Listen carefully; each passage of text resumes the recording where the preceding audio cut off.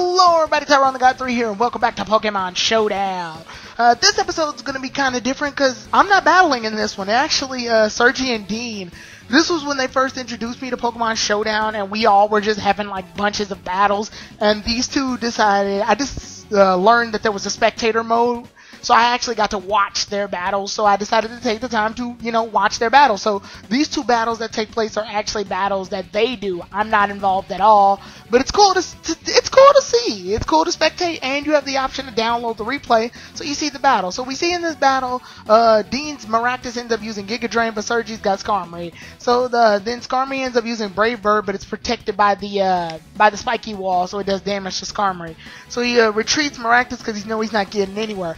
Dean gets mad that he gets DoneSparce, and I'm like, dude, why? DoneSparce wrecks shop. Like, if he knew about DoneSparce before this battle, and like fully utilized DoneSparce, he would have been a boss, because DoneSparce is a beast.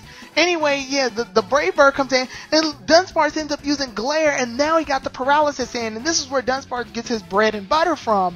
He actually is really good at this. Once he gets you paralyzed, he knows moves like Rock Slide and Headbutt, which have a chance of flinching you. And since you're paralyzed, that means your speed goes down, and if you're paralyzed, your chances of attacking are bad. Plus, if you get flinched from the Rock Slide or the Headbutt, then you end up having a 1 out of 3 chances of attacking. So that's really good. He switches out because he knows DoneSparce may die. So he switches into Entei to be safe. Sergi gets out the Kabutops just so he can take in the Flare Blitz because it has a quad resistance to it. So he gets the Entei out, and that's bad timing though, because this gives Sergi time to use Sword Dance to up his attack. Thus, he can do a lot of damage on Maractus with Stone Edge because, it does stab damage, and the Sword Dance makes it stronger. He Leech Seeds Kabutops. Kabutops ends up using Knockoff, but he ends up getting hit by the spiky wall. Because Maractus has, I think, leftovers, so it's a good way to bite off. But the Knockoff ends up hitting Maractus, and Maractus is out of there. Next up is Nidoqueen. Unfortunately, that was bad timing because then Sergi ends up using Waterfall and knocking Nidoqueen out.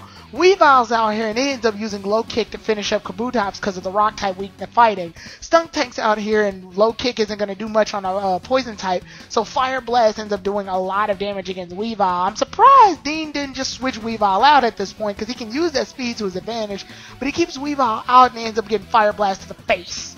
Entei comes back out and wraps things up with Extreme Speed, but that Stunk Tank did have Aftermath, so he did some damage. Feraligatr comes out here from earlier in the fight, ends up using Waterfall on Regice. Regice can't really do crap to Feraligatr, but he does know the Thunderbolt. My fault. I meant Feraligatr can't do much to Regice. So yeah, that's unfortunately a done game. But then Forretress comes out, and Forretress fights off Entei with Gyro Ball, but it's not going to do a lot because, Entei's a fire type. He ends up resisting most of that thanks to the Sturdy, but he is down to 1 health, which gives him time to Toxic and kill off Entei with the poison. So then Forretress is out, and he has light leftovers, and the freaking DoneSparce comes in and wrecks shop with Headbutt. So now we're back to where we started with Skarmory versus DoneSparce in the whole flinch fighting paralysis game. And this basically makes it so the Skarmory gets knocked out because it can't attack. And this is the benefits of DoneSparce. Like, DoneSparce gets it done, pun intended. Because the paralyzation, the Rock Slide, and the Headbutt make it so your chances of attacking are 1 out of 3, which is a bad placement to be in, especially when your DoneSparce has leftovers, meaning that he can almost heal to full health almost instantly, making DoneSparce a freaking boss. All you have to do is up its defenses and it's ready to roll. So yeah, Skarmory obviously can't handle it, so he gets knocked out. Lilligant ends up using Sleep Powder, but it misses. Then Lilligant gets wound up in the whole paralysis situation. So now it only has a 1 out of 3 chance of attacking, thanks to the Headbutt, which has a likely chance of the flinch happening because of DoneSparce's ability, Searing Grace.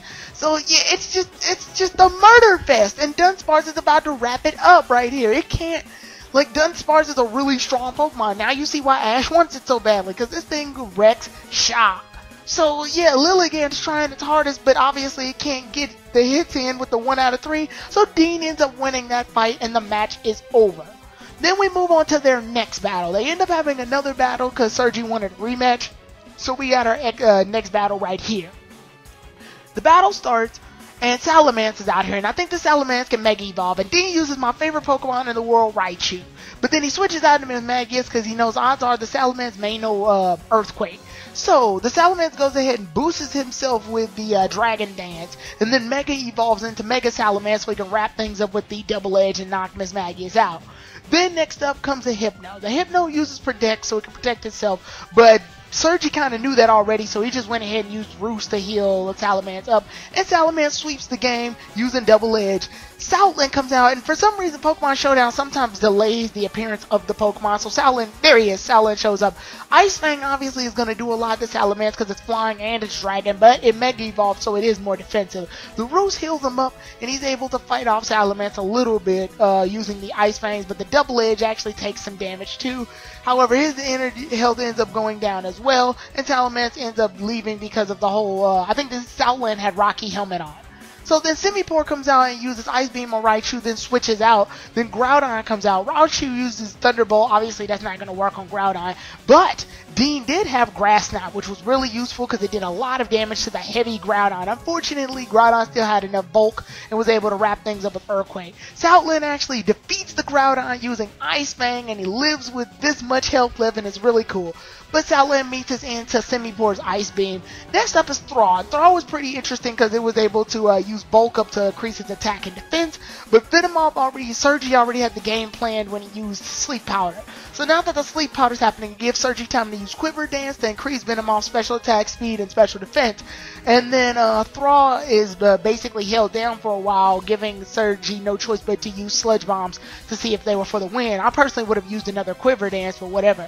And if he uses Sludge Bomb, he does get the poison off, but the Circle Throw ends up throwing Venomoth out, making all those stat boosts useless. And then Simipour ends up coming in with the Ice Beam, and the poison basically wraps the game up with Simipour, but Simipour does get knocked out with the does get thrown away with the Circle Throw. Probopass is out here, and the poison takes effect.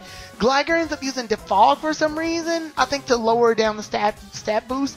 But then he ends up, to lower his evasiveness, but then he ends up using Power Gem on Gligar, and Gligar keeps doing this so the evasiveness goes down. At this point, Dean pretty much knows there's no other options he can do, so he's just like, alright Gligar, use the fog, and there's not many moves he can use because this Gligar, again, Dean does the same mistake he did in my battle.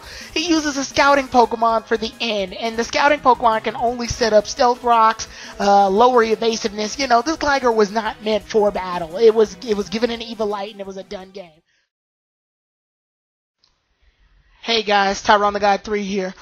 Sometimes these Pokemon Showdown videos, I gotta talk really fast because it's literally a race against time while I'm recording over what's happening in the battles, and the battles do happen fast.